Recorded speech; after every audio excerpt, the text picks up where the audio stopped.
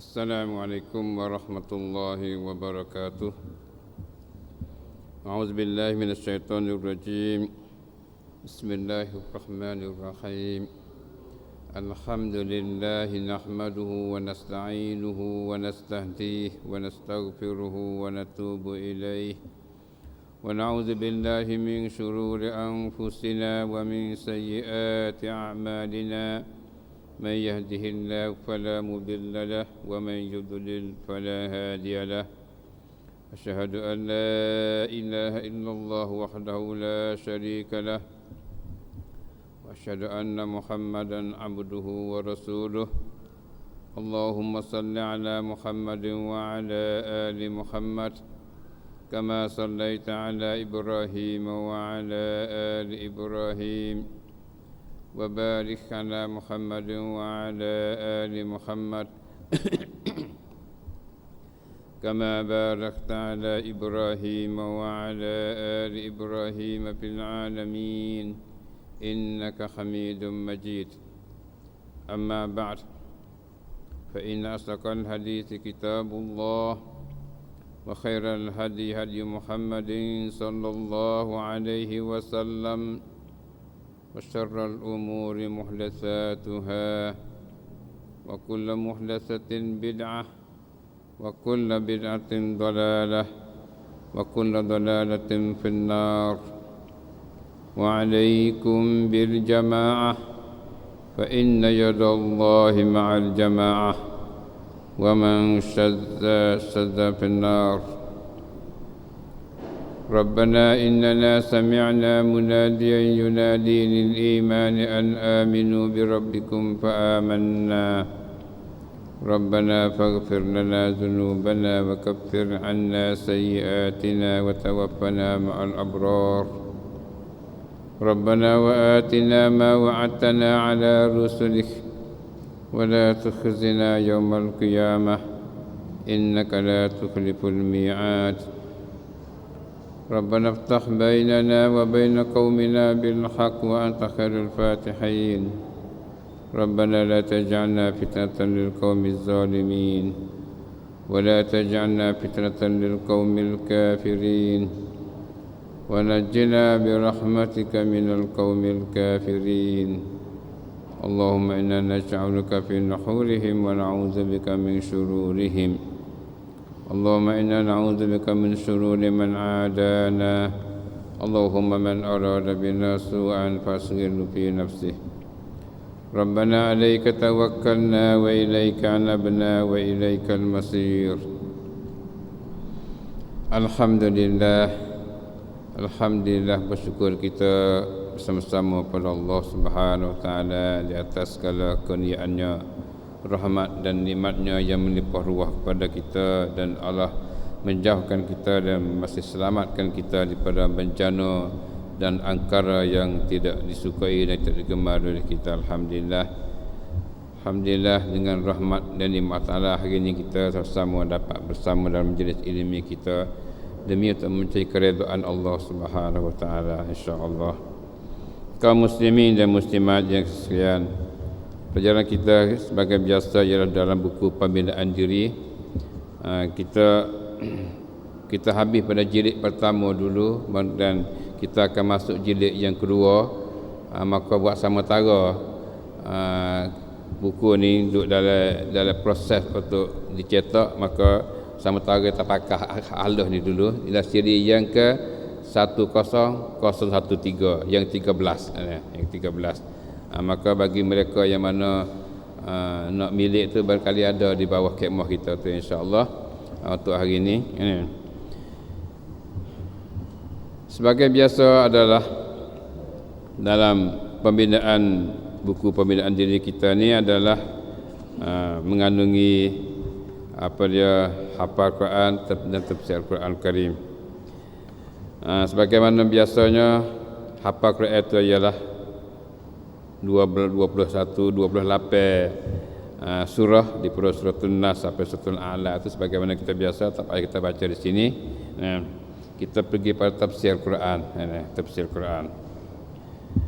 Tafsir Al-Quran tu surah Al-Masad ayat 1 sampai ayat 5. Kita akan belajar ayat 1 sampai ayat 5 surah Al-Masad. Surah Al-Masad. Ya, surah Tabat Yada Bil Lahabin wa Tab itu dikatakan surah Al-Masad.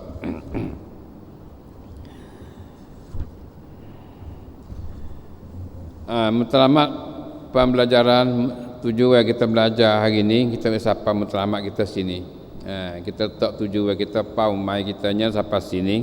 Dari sudut pengetahuan dan maklumat, kita hendaknya dapat tahu sifat-sifat penentang al-haq, kebenaran. Kita boleh tahu sifat penentang kebenaran, penentang al-haq, orang menentang benda benar ni sifat ialah mana, maka kita akan tahu. Ini yang kita sampai sini. Yang kedua, dapat tahu bahawa antara penentang al-haq itu terdiri daripada keluarga yang terdekat bagi si pembawa al-haq sendiri. Kita boleh tahu juga kata di antara penentang orang duk menentang benda benar ni terdiri daripada keluarga yang dekat dengan orang bawa benda benar tu. Jadi sebagaimana kita akan tahulah. Itulah tujuan kita sampai situ. Nak beritahu kata benar-benar ni ada seteru dia, ada penentang dia, orang menentang dia. Di antara orang menentangnya orang hak dekat dengan dia, keluarga hak dekat dengan dia sekali. Itu termasuk penentang-penentang. Maka kita akan tahulah. Yang ketiga, dapat tahu tentang peranan penentang-penentang dakwatul haq, akibat dan balasan mereka. Kita boleh tahu juga siapa sini ialah kita tahu peranan botbat, peranan penentang dakwah. Botbat orang yang diseru pada dakwah ni, botbat dia peranan dia gapo dia kata, dan akhirnya akibat dia akan jumpa lagu mana. Itu kita akan sampai situ. Begitu kita tahu akibat dia, balasan dia, hujung jatuh dia sudana. Itulah dari sudut pengetahuan dan maklumat yang mana kita nak belajar hari ini sampai sini. Yang kedua, dari sudut keimanan. Di sudut keimanan, dalam nak menambahkan iman, keyakinan kitanya, satu, yakin terhadap cerita Allah Azza wa Jal tentang perseteruan Abu Lahab dan isterinya terhadap Rasulullah sallallahu alaihi wasallam dan akibat balasan keduanya. Jadi kita yakin di atas cerita Tuhan tentang perseteruan bagi Abu Lahab. Kata Abu Lahab dengan bini dia tu seterus ngoti dengan Nabi. Dan perkara tu sungguh kita yakin mengikut riwayat tu. Yakin lagu tu. Dan akibat keduanya, hujung jatuh keduanya lagu mana? Kita yakin di atas apa yang mana ada cerita. Sampai situ. Kita belajar surah ni, kita yakin. Yang kedua, yakin bahawa harta kekayaan dan kemegahan pangkat tidak dapat menolak sesaan dan azab Allah sama sekali. Kita yakin juga atas harta kaya, pangkat ketinggian, pangkat kemegahan tak boleh nak tolak kemerdekaan Allah ataupun sesaan Allah. Ada harta banyak mana pun tak jadi harga bila sampai masa Tuhan nak seksanya. Bagi orang yang tidak beriman, maka harta banyak, pangkat tinggi, tidak ada faedah bagi dianya. Kita yakin itu lagu tu. Yang ketiga, yakin di atas jenis sesaan yang dijanjikan kepada Abu Lahab dan isterinya mengikut apa yang diceritakan oleh Allah Subhanahu Wa Taala. Kita yakin juga di atas jenis seksa hak Tuhan nak seksa Abu Lahab dan isteri dia tu, bagaimana Tuhan cerita tu, yakin kata sungguh lagu tu. Kita yakin kata sungguh mengikut bagaimana Allah telah ceritakan pada kita.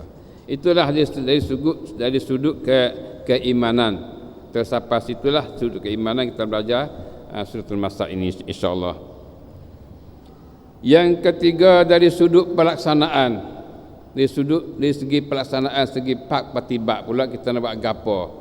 Kita belajar surah ni apa yang mana kita nak boleh buat. Satu, hendaklah tegak pendirian dalam menyampaikan al-haq walaupun terpaksa menghadapi berbagai tindakan dan cabaran. Kita belajar surah ni, jadi segi pelaksanaannya hendaklah kita tu tegak berdiri kita dalam menyampaikan kebenaran. Menyampaikan kebenaran ni kita tegak. Kita tak terubah. Tetap nak menyampaikan lagu tu. Walaupun terpaksa kerana menghadapi berbagai-bagai tindakan, berbagai-bagai cabaran, berbagai-bagai tuduhan dan sebagainya, kita tegak menyampaikan kebenaran. Itulah hak benda yang kita tu kena buatnya. Yang kedua, hendaklah bersabar di atas segala ujian yang dijumpainya ketika menyampaikan dakwah serta tidak bertindak zalim terhadap mad'u mereka yang didakwah itu. Yang kedua daripada segi pelaksanaan ialah hendaklah kita sabar. Sabar di atas ujian Allah Subhanahu Wa Taala pada menyampaikan dakwah. Kena sabar. Dan samping itu kita tidak bertindak balas yang buruk terhadap orang yang kita dakwah tu. Kalaulah dia tu tindak buruk terhadap kita, buat tak molek terhadap kita, buat jahat terhadap kita tak buat jahat terhadap dia.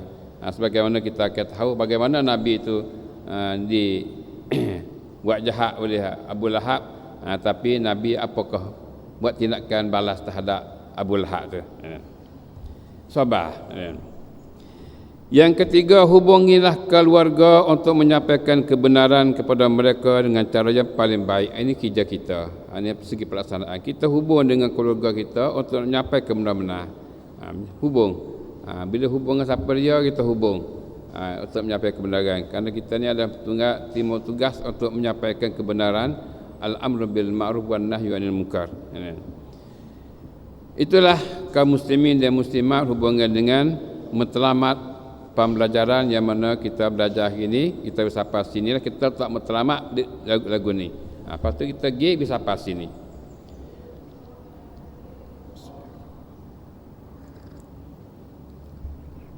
Marilah kita berbicara berkenaan dengan surah Al-Masad. Pengenalan surah Al-Masad. Kita nak kenal surah Al-Masad. Nak kenal surah Al-Masad ni, gapo dia surah Al-Masad ini. Surah Al-Masad adalah surah Makkiyah, mempunyai 5 ayat. Jadi surah Al-Masad ni surah Makkiyah, surah yang mana Allah turun masa duduk di Mekah, belum hijrah ke Madinah lagi. Dia ada hanya 5 ayat. 5 ayat. Memanglah ni perkara yang di permulaan dakwah dulu lagi ni. Permulaan Islam. Al-Masad. Apa arti Al-Masad? Al-Masad ialah tali yang dipintal dengan kuat-kuatnya. Itu katakan masad. Tali hak pita buat kemah supaya jeraklah. Jerak lembu, jerak kubah, jerak apa semua tu. Maka tu panggil al-masad ini, al-masad. Itu dia.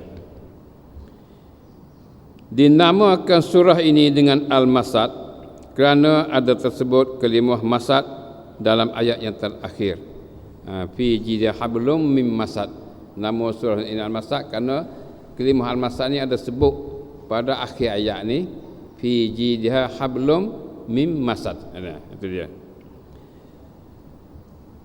Artinya tali yang dipintal yang diikat dengannya pada tengkok Ummu Jamil, isteri Abu Lahab. Ini adalah suatu penghinaan kepada Abu Lahab dan isterinya. Jadi al-masad ni ya tali yang dipintal yang diikat dengannya pada tengkok Ummu Jamil, isteri Abu Lahab. Jadi tali pita. Hak pita, hak Allah buat ni tali daripada api neraka, bukan tali darat dunia ni tak. Itu dia, tali pada api neraka. Yang dipital, yang diikat di tengkok Ummu Jamil. Kalau Ummu Jamil ni dia pakai tali juga, pakai jerat juga masa duduk dunia itu buat menyakiti Nabi. Sebagaimana kita tahu, maka balahkan pada dia dengan tali juga, dengan jerat juga di akhirat esok tu. Tapi jerat akhirat tu jerat daripada api neraka. Nauzubillah. Ini adalah suatu penghinaan kepada Abu Lahab dan isterinya. Ini adalah satu penghinaan, satu perkara yang menghinakan Abu Lahab dan isteri dia. Jadi tali ikat tekak, ikat jerat tekak, herat tekak tu benda hina dah tu. Bila ikat tekak seorang patut heret dia. Itulah kita dapat kenal secara ringkas tentang surah Al-Masad. Kemudian kita pergi seterusnya. Sebab turunkan surah ini.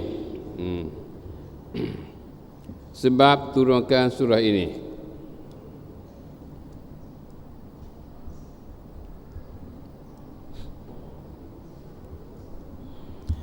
Sebab diturunkan surah ini. Sebab apa turun surah ni? Surah yang turun melakui sebab hikam lagu mana boleh turun surah ni. Kita akan tahu sabit di dalam hadis yang sahih Al-Bukhari dan Muslim bahwasanya manakala turun ayat wa anzir ashiratakal aqrabin surah Syu'ara ayat 214, maksudnya hanyalah engkau inzarkan, memberi peringatan kepada keluarga engkau yang terdekat. Jadi sabit dalam Sahih Bukhari dan Muslim nak ceritakan tentang sebab turun surah ni. Jadi sebelum pada surah ni turun ayat wa anzir ashiratakal aqrabin, perintah Allah Taala. Turun surah ayat ni wa anzir ashiratakal aqrabin, maknanya hendaklah engkau inzar, hendaklah engkau berperingatan kepada keluarga engkau yang dekat. Mana ayat ni suruh Nabi itu beri inzar, beri peringatan, beri ketakutan kepada adik-beradik dia yang dekat. Mana keluarga yang dekat, beri inzar benda ni.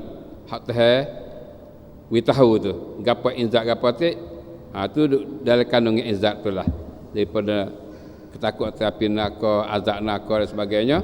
Maka itulah perintah Allah Taala.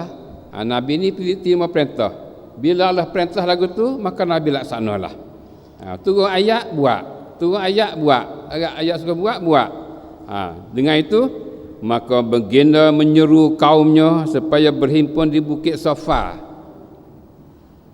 Maka baginda menyeru kaumnya supaya berhimpun di Bukit Safa. Jadi bila turun ayat ni, Nabi panggil adik-adik dia, kaum keluarga hak dekat tu, mari di Bukit Safa, Safa Marwah di Bukit Safa. Bakak mari pun sini belakang weh ni. Ada ayat gapo-gapo ni. Panggil adik-adik dia di bipun di Bukit Safa. Lepas tu maka mereka berhimpun. Setelah mereka berhimpun, bakak mari belakang adik-adik dia dekat-dekat akrabin tu. Bukan sai-sai sahabat dak lagi ni. Dak bukan ni, maknanya adik-beradik dekat. Kerana Allah perintah suruh panggil adik-beradik dekat, maka dia panggil adik-beradik dia. Maka marilah mereka pakat berhimpun. Setelah mereka berhimpun, maka baginda berucap dan menanya mereka. Nabi bagi ucap-ucaplah bagi ucapan dan tanya mereka. Tanya apa dia? Adakah kamu percaya kepada aku sekiranya aku mencerita kepada kamu bahawa seteru akan keluar dari sebelah bukit ini? Jadi belum ada Nabi nak royak gapo-gapo tu, Nabi cuba tanya demo dulu, nak takkid demo percaya tak percaya ke dia. Nak takkid. Nabi kata, adakah kamu percaya kepada aku? Percaya pada aku tak? Kata pada tanya adik-adik dia semua tu, sekiranya aku menceritakan kepada kamu bahawa seteru akan keluar dari sebelah bukit ini, percaya tak pada aku? Kalau aku nak ayat kamu kata seteru akan keluar dari sebelah bukit ini, seteru akan serai kita di sebelah bukit ini, percaya tak aku nak ayat gitu kamu? Percaya ke tak? Puak percaya ke tak? Aku nak ayat kata ada seteru akan keluar dari sebelah bukit ini, mari serai kita. Mereka menjawab, kami tidak pernah mendengar dusta pada engkau. Masya Allah. Mengaku kami tak rasa dengar mu bohong. Percaya? Mana percayalah kalau mu ayat atas seteru nak mari sebelah bukit tu, percaya. Sebab mu tak rasa bohong. Tak rasa dengar mu bohong. Kan Nabi tu cakap benar belaka. Benar, amanah. Tak ada apa. Kalau begitu, lalu baginda menambah ucapannya. Ini Nabi nak ayat lah. Nabi ayat. Bila dia percaya dah, yakin dah pada dia kata dia tak bohong, dia mau percaya dia ayat tu. fa inni nadhirun lakum baina yaday adzabin syadid. Ya dah. Fa inni nadhirun lakum baina yaday adzabin syadid. Maksudnya maka sesungguhnya aku memberi inzar kepada kamu bahawa di hadapan kamu ada azab yang teruk. Jadi ini hanya inzar ni. Inzar. Jadi kalau percaya pada aku dah, maka aku nak beritahu pada kamu bahasanya aku inzar pada kamu, beri ketakutan pada kamu, beri ingat pada kamu bahawasanya di hadapan kita, di hadapan kamu ni ada azab yang teruk. Akhirat tu ada azab yang teruk. Azab yang paling hebat, paling mengerikan. Jadi maknanya puak-puak adik-beradik yang bakal dengar tu. Lalu Abu Lahab menjawab, tabbal laka. Abu Lahab mari belakang, mari puak adik-beradik dekat-dekat tu. Kerana umur pun ya dekat ya. Umur Abu Lahab dengan umur Nabi ni ya dekat ya. Abu Lahab menjawab, tabbal laka. Maksudnya benasa dan rugi engkau. Oh, rugi sungguh Muhammad. Panggil pak kami main royak tu ya. Rugi. Tabbal lak. Benasa dan rugi engkau. Celaka sungguh mu ni. Buku ni ya panggil pak kami mari nak beripung. Nak ayat gitu ya. Nak tadi akhirat esok ada azab. Tu ya nak ayat. Adakah kerana ini sahaja kau himpunkan kami? Kerana ni yang menghimpunkan kami ni. Panggil ni ya. Adakah kerana ini sahaja kau himpunkan kami? Murih supah Nabi, maki Nabi. Tabban lak. Celaka sungguh mu ni. Menasa sungguh mu ni. Tak pakai apa. Lalu dia bangkit pergi. Bangun akib pengunggih lalu dah. Bila-bila supah akib pengunggih lalu. Tak dengar lah Nabi ayat apa tu? Akib pengunggih. Maka Allah turunkan surah ini. Inilah sebab turun ayat. Maka Allah turunkan surah ini, tabbat yada Abi Lahabin wa tab. Maksudnya rugilah dan menasalah dua tangan Abu Lahab. Celaka kepada Abu Lahab. Jadi inilah ayat atas sebab turun ayatnya, kerana Nabi hipung mereka untuk Nabi izar. Lepas tu Nabi royak pada mereka. Bila Nabi royak tu Abu Lahab adalah bakit bohong dan dia tu maki Nabi, maka turunlah ayat ni, tabbat yada Abi Lahabin wa tab. Itulah dia sebab turun ayat. Kita tahulah sebab turun ayat ataupun sebab turun surah ini. Itulah kaum muslimin dan muslimat yang sekalian. Kita pergi pula pada noktah yang ketiga, mengenai Abu Lahab dan isterinya. Jadi surah ini adalah berdekatakan duk sakut dengan Abu Lahab dan isteri dia, Ummu Jamil. Maka kita nak kenal siapa dia Abu Lahab tu, siapa dia isteri dia.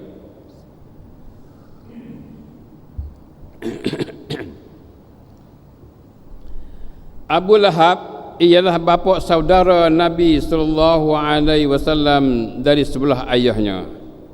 Namanya Abdul Uzza ibnu Abdul Muttalib. Gelarannya Abu Utaibah, dan diberi gelarannya juga dengan Abu Lahab. Artinya bapa pucuk api, kerana mukanya merah berseri. Ini adalah Abu Lahab. Abu Lahab ialah bapa saudara Nabi sallallahu alaihi wasallam dari sebelah ayahnya. Jadi pak saudara Nabi sebelah ayah. Jadi adik-beradik ayah dia. Adik-beradik ayah Nabi Abdullah. Tak ada orang lain. Pak saudara. Jadi seteru. Jadi seteru. Ini yang dia kata seteru bagi penentang al-haq. Terkadang ada daripada kalangan orang yang paling dekat dengan kita. Ini dengan Nabi. Ini dengan Nabi. Namanya Abdul Uzza ibnu Abdul Muttalib. Ini nama dia. Nama Abdul Uzza. Abu Lahab ni nama Abdul Uzza. Abu Lahab tu gelar.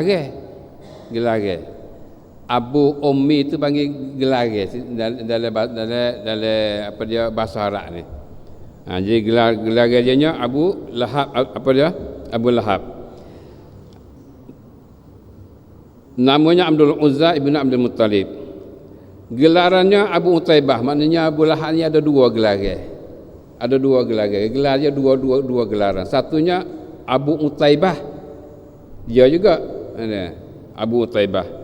Dan dia beri gelarannya juga dengan Abu Lahab. Hanya sebut oleh Quran. Abu Lahab ni gelaran sebut oleh Quran. Maknanya dia ada dua gelaran. Satunya Abu Utaibah, yang keduanya gelaran Abu Lahab, dan Abu Lahab ni lah yang terkenal. Abu Lahab berarti bapak pucuk api. Lahab-lahab tu pucuk api. Ham nyala tu pucuk api. Dia. Kerana mukanya merah berseri, muka merah dia. Jadi sebab tu gelar Abu Lahab, merah seperti api menyala. Dia adalah orang yang paling kuat berseteru dengan Nabi sallallahu alaihi wasallam semenjak hari permulaan dakwah Nabi sallallahu alaihi wasallam. Ini dia. Ni kita kenal Abu Lahab, kata dia ni adalah orang yang paling kuat berseteru dengan Nabi. Kuat sekali seteru dengan Nabi. Semenjak pada Nabi mula-mula jejak kaki dakwah, mulai dakwah, dialah. Selalu dah dia tu jadi seteru dengan Nabi. Masya Allah sungguh. Masya Allah kan wa man lam yasa' lam yakun. Dia selalu berjalan mengikuti belakang Nabi sallallahu alaihi wasallam apabila baginda menjuru manusia untuk mentauhidkan Allah. Usaha sungguh. Usaha ni. Jalan turut belakang Nabi. Bila Nabi suruh manusia untuk tauhid pada Allah, kita tahulah kata manusia duk syirik dengan Allah pada masa tu banyak. Maka Nabi nak kembalikan manusia pada tauhid pada Allah SWT. Abu Lahab turut belakang. Abu Lahab turut belakang. Usaha tu dia tu. Nak sungguh tak sungguh. Kata aku lawan sungguh-sungguh Muhammad ni. Apabila dia selalu berjalan mengikuti belakang Nabi sallallahu alaihi wasallam apabila baginda menyuruh manusia untuk mentauhidkan Allah. Dia selalu membangkit bohong dari belakang baginda dengan katanya innahu sabi kadzib, innahu sabiun kadzibun. Maksudnya sesungguhnya dia orang yang keluar daripada agama, lagi pula pembohong. Ya ada pada masa tu lagi tak ada arah. Jadi bila Nabi pergi seru manusia, pergi pada seru manusia, buat Nabi paling punggung gitu, Nabi Abu Lahab mari. Musa percaya ke dia lah budak ni. Innahu sabiun kadzibun, dia tu adalah keluar pada agama tok nenek moyang lah. Bohong pula tu. Nabi pergi seru dan dia turut belakang lagi lagu tu lah. Innahu sabiun kadzibun. Ada tak? Ada. Itu rupa hak dulu. Rupa luar ni pun lebih kurang tu juga ya, jika ada. Nah. Innahu sabiun kadzibun, keluar pada agama, lagi pula bohong. Dia kata agama dia tu, agama dia dah tu agama syirik tu. Jadi bila tak serupa dengan syirik dia tu, keluar pada agama dia dah. Lepas tu tambah pula bohong pula. Na'udzubillah min zalik. Ini kerja dia, ini peranan dia. Peranan bagi penentang al-haq. Setiap masa dia adalah mereka benar-benar bohong. Sebab tu sampai hari ni pun maknanya sakit bakir bulhak tu ada. Sakit bakir bulhak tu ada lah. Bila rakyat benar-benar tu gitu gini lah, ada apa lah. Tu pasal dia dah. Ini adalah sunnatullah fil qaum. Tabiat manusia ni lagu tu. Bila dia tak tahu benda hak sebenar tu, jadi seteru dengan benda hak sebenar tu lah. Ini hijau orang yang menentang benda yang benar. Rumahnya berdekatan dengan rumah Rasulullah sallallahu alaihi wasallam. Dia dekat rumah dia. Rumah dia dekat rumah Nabi. Abdullah dengan Abu Lahab ni adik-beradik tu lah. 45 beradik tu duduk dekat rumah Nabi sallallahu alaihi wasallam. Rumahnya berdekatan dengan rumah Rasulullah sallallahu alaihi wasallam, maka gangguannya yang menyakiti Nabi sallallahu alaihi wasallam sangat hebat. Ganggu dia, menyakiti Nabi hebatlah. Dia tahu benar ni, dia kenal Nabi lagu ni. Isterinya bernama Arwa binti Harb ibnu Umayyah. Isterinya bernama Arwa binti Harb bin ibnu Umayyah, saudari kepada Abu Sufyan. Maknanya Arwa ni adik bagi Abu Sufyan bin Harbin. Ini Abu Sufyan ini. Gelarannya Ummu Jamil. Molek gelar dia ni. Ini Ummu Jamil, mak janguk, mak cantik, mak orang cantik ini. Tapi panggil huduh. Ini panggil huduh. Janguk saja ini, panggil Ummu Jamil. Dia adalah salah seorang daripada pemimpin Quraisy di dalam kalangan perempuan. Masya-Allah, mantap bagi pada dia. Dia seorang daripada pemimpin Quraisy. Dari kalangan perempuan itu dia pemimpin daripada kabilah Quraisy. Dia bersama suaminya Abu Lahab adalah orang yang paling hebat membuat perseteruan dengan Nabi sallallahu alaihi wasallam. Paling hebat, paling teruk buat seteru dengan Nabi. Laki bini ni, dua orang ni Abu Lahab dengan Ummu Jamil ni paling seteru dengan Nabi. Hebat sekali, kuat sekali seteru dengan Nabi.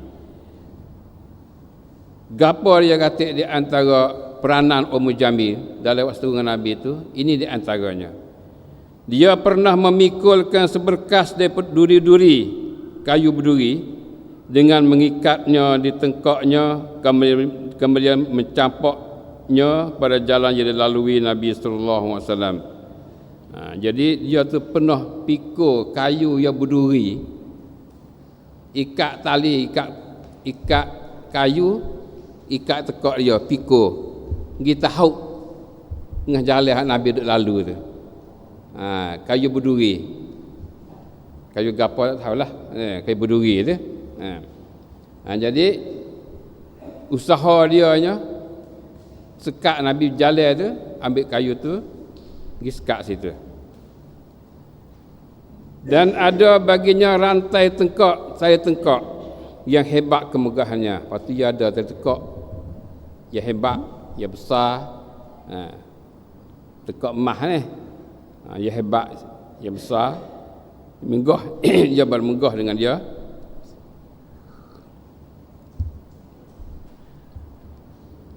Dia pernah bersumpah dengan berhala Allati wal Uzza untuk membelanjakan rantai itu untuk menghalangkan dakwah Nabi sallallahu alaihi wasallam.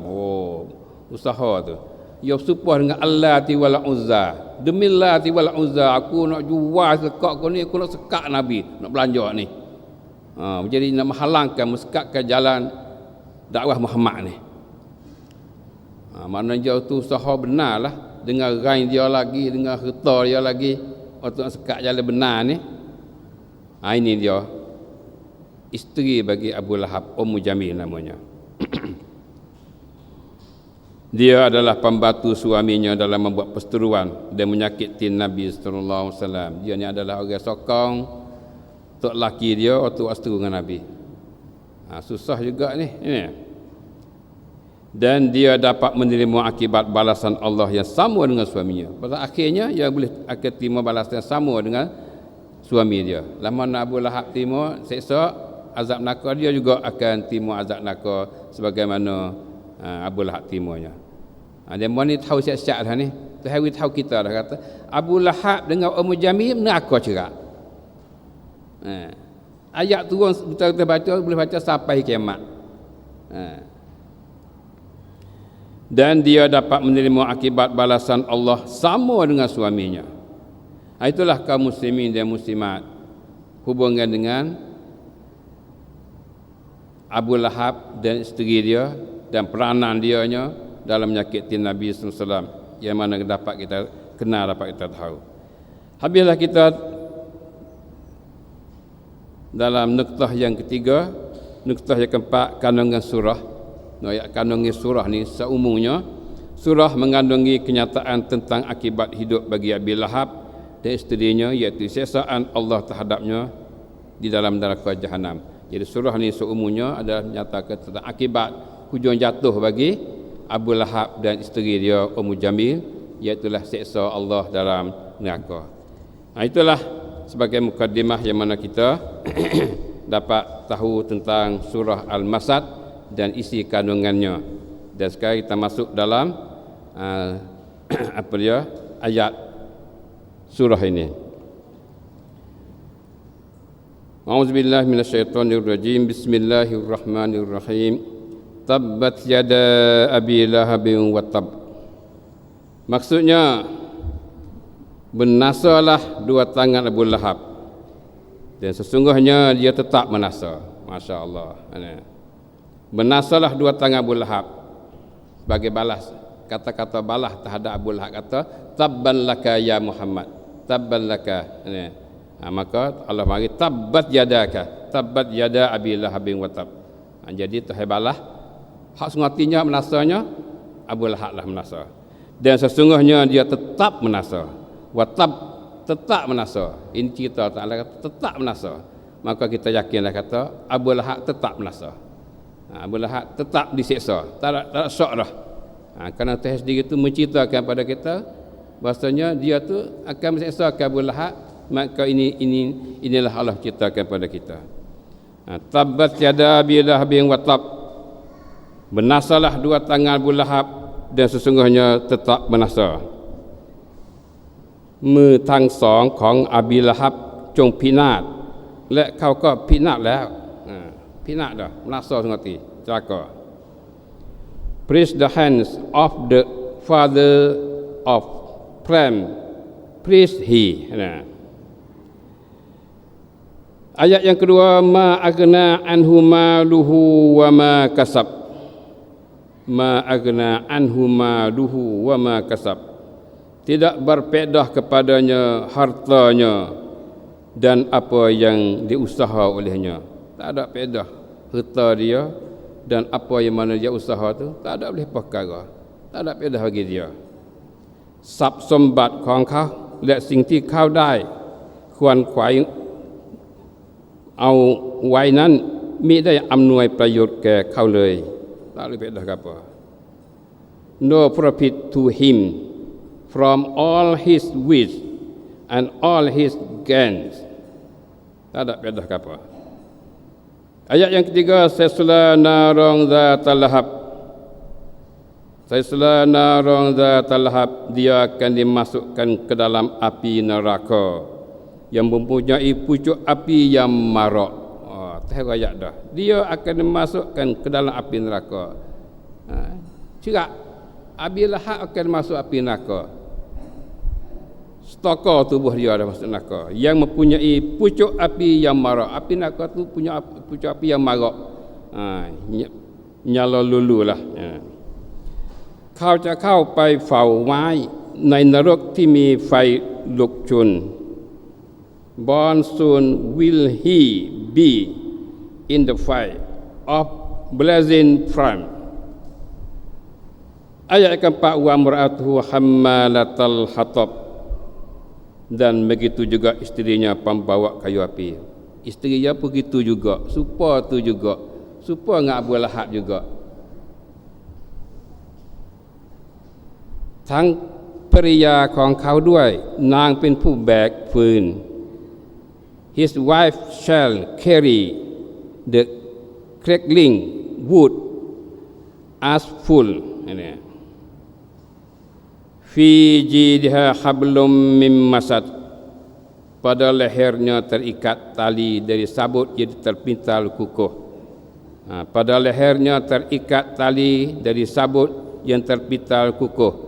Kalau tali sedunia hak dia duk pikul kayu api tu, kali tali di akhirat esok tu pada api neraka. Yang pita kukuh daripada api neraka di akhirat esok tu.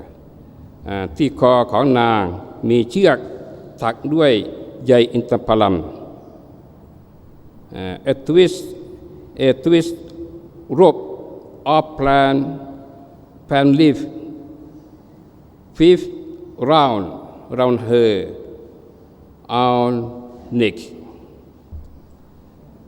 Itulah 5 ayat di surah Al-Masad yang mana Allah ceritakan hubungan dengan Abu Lahab dan isteri dia dan seksa terhadap keduanya. Marilah kita tengok keterangan ayat. Keterangan ayat. Tabbat yada Abi Lahabin wa tab. Maksudnya benasalah 2 tangan Abu Lahab. Benasalah 2 tangan. Sebut 2 tangan sini. Sebut 2 tangan. Lepas tu tubuh dia. Disebutkan 2 tangan adalah majaz panggil. Bahasa Arab panggil majaz. Sebut 2 tangan, maknanya semualah tubuh dia tu majaz ni. Dia ada kandakinya ke semua tubuh badannya. Semua tubuh badan dia tu kena azab belaka. Celaka belaka. Ini merupakan doa kebenasaan yang ditimpa ke atas Abu Lahab. Setakat ni tabbat yada Abi Lahab wa tabbat yada Abi Lahab. Setakat ni merupakan doa kebenasaan yang ditimpa ke atas Abi Lahab sebagai balas di atas dia sumpah Nabi. Tabban laka tu mari dia tabbat yada Abi Lahab. Ini merupakan doa kebenasaan yang ditimpakan ke atas Abu Lahab. Jadi kita baca ayat ni doa semua ni. Jadi merupakan doa tipu azab. Watab ayat akhir, kalimah akhir tu watab maksudnya dan sesungguhnya dia tetap binasa. Satu jumlah akhir, kalimah akhir ini adalah khabar atau cerita daripada Allah Ta'ala Azza wa Jalla tentang akibat bagi Abu Lahab, iaitu dia tetap binasa di dunia dan di akhirat. Watab ini merupakan cerita royak, hak teh royak. Hak keratan pertama tu merupakan doa. Merupakan doa. Tabbat yada Abi Lahab itu merupakan doa untuk turunkan bala atas Abi Lahab. Watab tetap lagu tu. Tetap dia tu adalah menasa semata. Hak nu doa minta menasa, lepas tu jamin dia kata watab dan tetap dia tu menasa. Tu ya. Hak ni maknanya cerita khabar.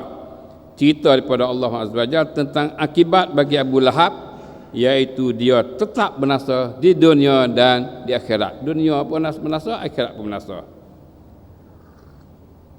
Inilah akibat orang yang menentangkan dakwah Allah Subhanahu wa taala. Ayat yang kedua, ma aghna anhu maluhu wa ma kasab. Maksudnya tidak berfaedah kepadanya hartanya dan apa yang diusaha olehnya. Gapo dia harta dia usaha, banyak mana harta pun dan setakat mana usaha dia pun, dia bersungguh usaha tu tak ada faedah. Tak ada faedah. Dia kata turut punggung Nabi, dia maki Nabi turut belakang pun tak ada faedah apa sekarang.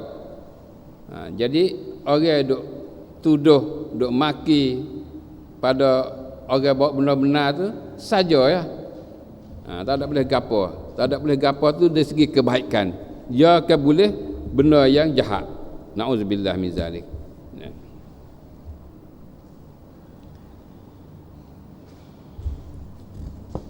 Ma aghna anhu maluhu wa ma kasab. Maksudnya tidak berfaedah kepadanya hartanya dan apa yang diusaha olehnya. Allah menceritakan bahawa hartanya dan segala usahanya daripada kelabaan, kekayaan dan kemegahan dan juga anak-anaknya tidak dapat menolakkan siksaan Allah dan kebinasaan yang akan menimpa ke atasnya pada hari kiamat. Jadi apa segala harta dia, usaha dia, kelabaan dia dan kemegahan dia yang mana ada pada dia tu tak ada boleh tolakkan azab Allah di akhirat esok. Tak boleh tolak azab Allah di akhirat esok. Dan kesemua itu tidak dapat memberi apa-apa faedah kepadanya. Tak ada faedah perkara. Inilah mana orang menentang benda kebenaran. Malahan usahanya juga tidak berguna kepadanya sedikit pun pada menyekatkan dakwah Nabi sallallahu alaihi wasallam. harta pun tak ada faedah untuk nak menolakkan dia daripada azab Allah, dan usaha dia rain dia tu pun tak ada faedah juga, tak ada guna juga. Duk sekat Nabi, duk usaha sekat Nabi sebagainya, tak ada faedah juga, tak ada guna juga untuk nak menolakkan dia daripada azab Allah Subhanahu taala. Azab Allah tetap azab Allah. Gapo ya? Saya sula narang zatal lahab. Saya sula narang zatal lahab, maksudnya dia akan dimasukkan ke dalam api neraka yang mempunyai pucuk api yang marak bergejolak. Jadi dia akan masuk neraka. Ini tetap. Allah cerita pada kita, kata Abu Lahab tetap masuk neraka. Neraka yang mana punya api marak yang bergejolak, yang lunak itulah. Itu ya. Itu api neraka yang dibakarkan, yang membakarkan Abu Lahab dan isteri dia. Allah menceritakan tentang janji seksa yang tetap dilakunya ke atas Abu Lahab, ke atas Abu Lahab ni silap ni lah, bukan Abu Jahal tu, Abu Lahab tu. Ya.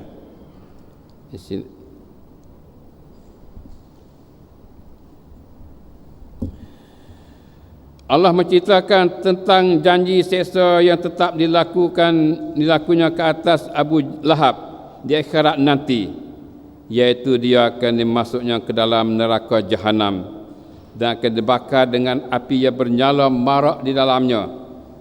Itulah Allah ceritakan bahasanya Abu Lahab tetap akan diseksa di akhirat esok, dan dia tetap akan masuk neraka dalam api yang bernyala-nyala, menyala marak di dalamnya. Sasla narun zatal lahab. Api dunia ni pun kita pergi cekak dah. Pasal api neraka pula ni berganda-ganda pula panas daripada api dunia ni. Sebagaimana kita tahu, Nabi ceritakan pada kita bahawasanya seringan-ringan azab bagi ahli neraka ialah bara api di tapak kaki tu gelegaknya otak di kepala. Cuba bayar tengok. Bara api panas di tapak kaki, gelegak siapa? Otak di kepala. Itu adalah serengi-rengi, hak rengi. Maka apa lagi ni? Hak Abu Lahab ni, api yang berjolak-jolak, yang menyala lulu gitu. Kau teruk lagi lah. Na'udzubillah min zalik. Itulah ayat yang ketiga. Ayat keempat, wa mura'atu hammalatal hatab. Maksudnya, dan isterinya juga akan diseksa di dalam api neraka yang bernyala marak, seperti Abu Lahab dah, ni silap sini, Abu Lahab ni.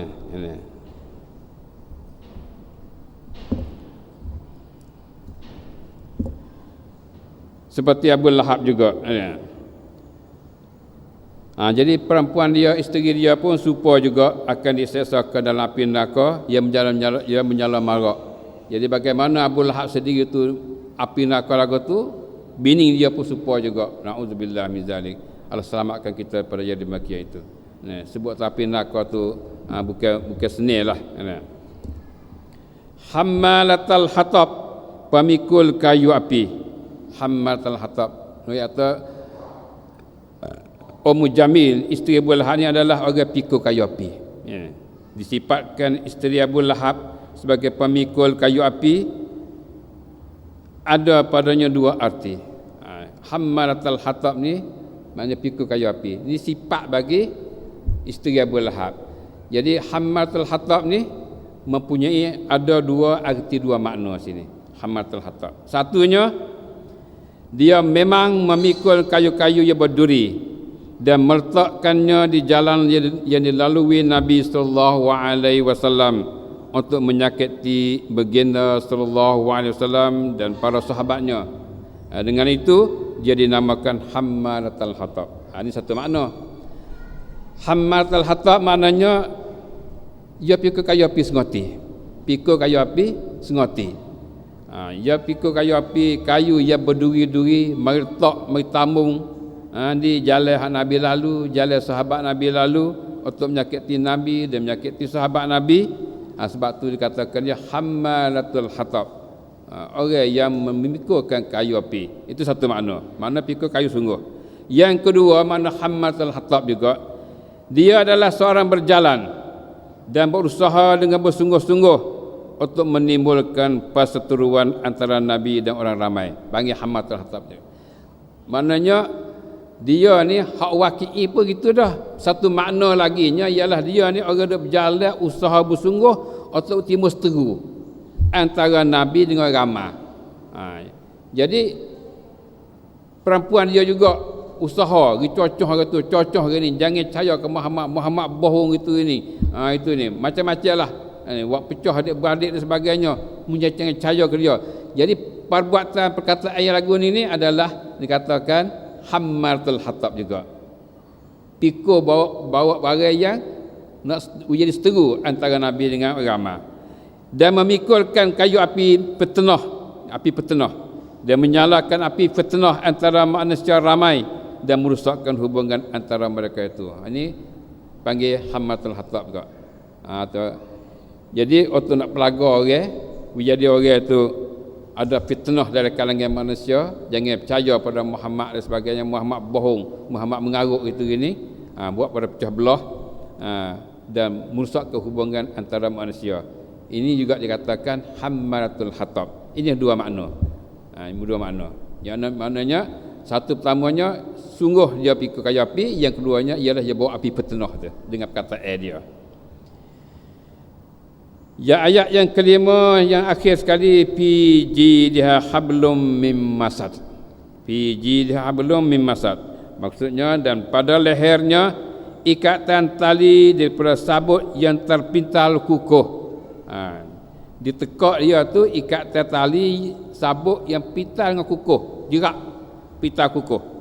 Allah menyatakan tentang azab siksaan terhadap isteri Abu Lahab, iaitu lehernya diikat dengan tali yang dipintal daripada api neraka. Pintal daripada api neraka yang kukuh, yang kuat. Api neraka panas dah, tali pintal pula ikat tekak dia pulaknya. Jadi siksa dia teruk.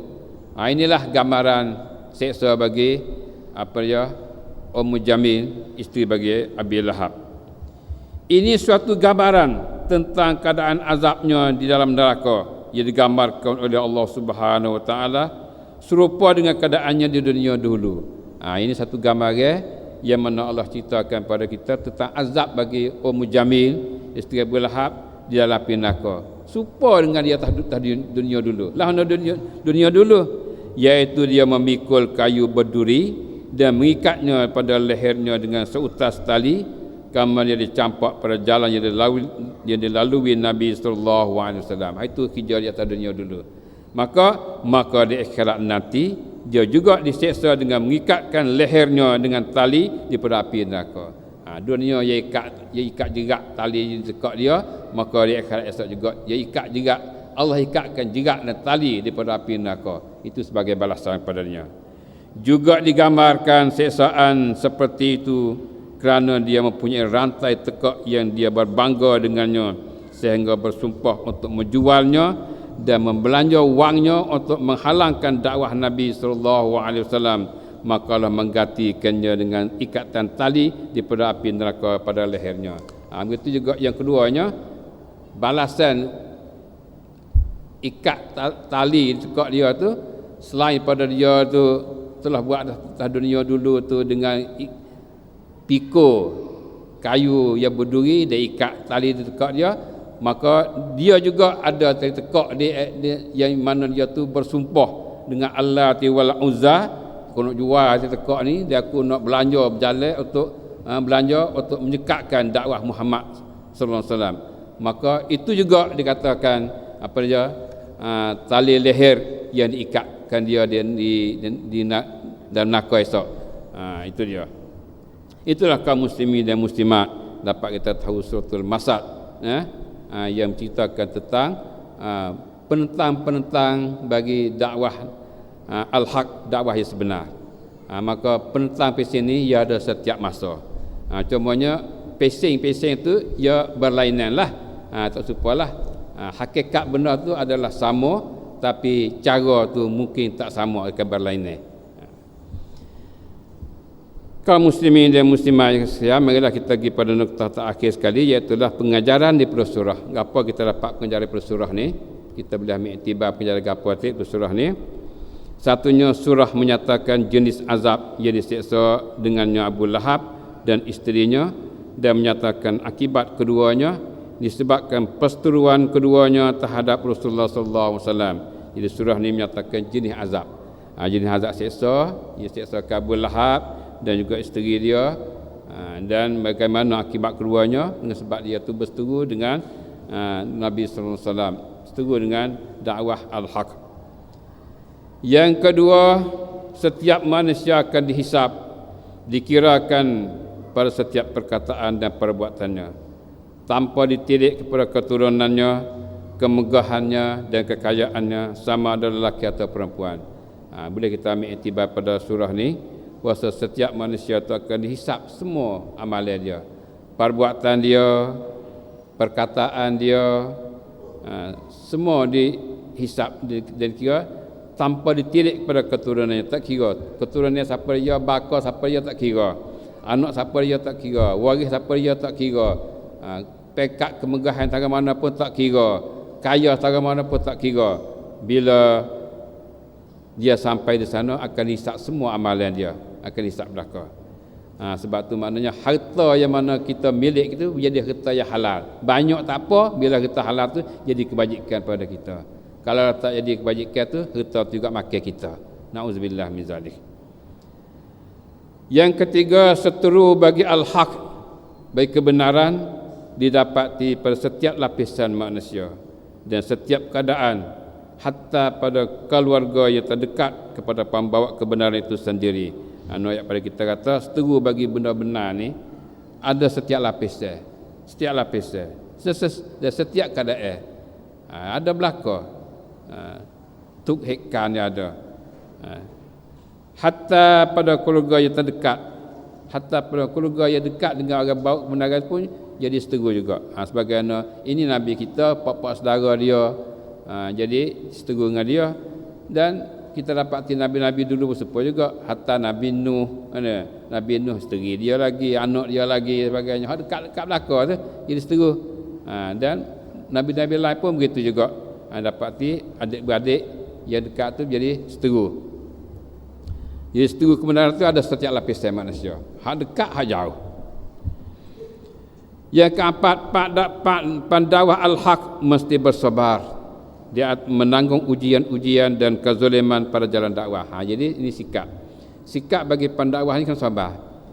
Jadi bila ada ujian gapo, ada kezaliman gapo terhadap dia tu, sabar. Kita menyapa kebenaran, kena sabar. Dan janganlah dia menzalimi seseorang manusia pun, jangan buat zalim pada orang. Jadi kita jangan zalim pada orang, kita menyapa kebenaran, lepas tu kita sabar. Innallaha ma'as sabirin, Allah bersama orang sabar. Wal akibatu lil muttaqin, akibat tu yang baik adalah bagi orang muttaqin. Sabar jadi muttaqin.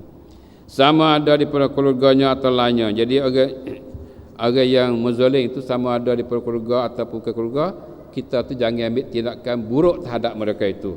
Itu satu tindakan balas buruk terhadap mereka. Dia menzalim, kita buat molek. Itulah kaum muslimin dan muslimat pengejaran daripada surah yang mana kita sedang duduk bicara ni.